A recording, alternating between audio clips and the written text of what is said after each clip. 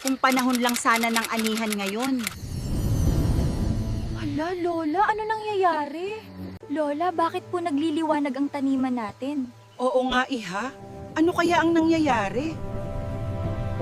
Teka, Lola, parang si Puti yung nasa gitna ng maisan?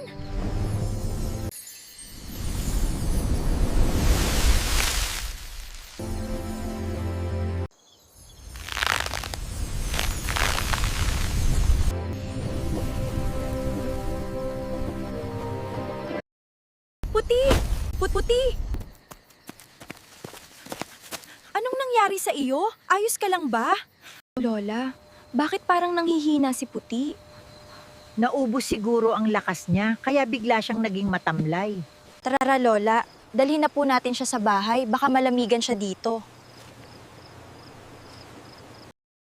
Lola, narinig siguro ni Puti na kailangan natin ng pera. Kaya pinaganda niya ang mga tanim natin. Kaso Iha, parang buhay niya naman ang kapalit sa bawat biyaya na ibibigay niya. Puti, kung buhay mo naman ang kapalit, okay lang kahit wag mo na kami tulungan ni Lola. Hala, Lola. Ano po nangyayari kay Puti? Dalhin na po natin siya sa pagamutan. Halika na, Iha! Mangkapweng! Mangkapweng! Oo. Remedios, ikaw pala. Halika, tuloy kayo. Teka, Remedios, saan ninyo nakuha ang nilalang na ito? Nakita ito ng apo ko sa maisan. Alam ba ninyo na mahiwaga ang nilalang na ito? At mukhang ginamit niya ang kanyang kakayahan. Yun ang dahilan kaya siya nanghihina. Iiwan niyo siya sa akin ngayong gabi.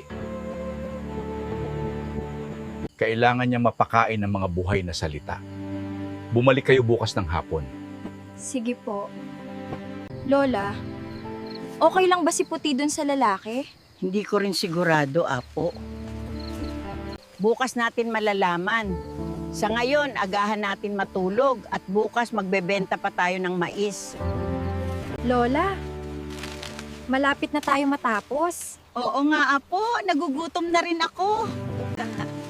Lola, nandyan na daw po yung bibili ng mga mais. Ah, sige. Salamat, Iho. Jackpot tayo dito sa matanda, pre. Mababarat natin to para malaki kita natin. Lola, 55 lang po ang bili namin ngayon. Gawa ng mababa ang kuha sa bagsakan. Iho, baka naman pwede ninyong taasan kahit kaunti.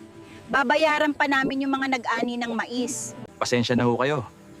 Kahit 60 na lang po sana, kuya. Sige na nga, eh kung di ka lang maganda eh. Tara pre, isakay na natin to.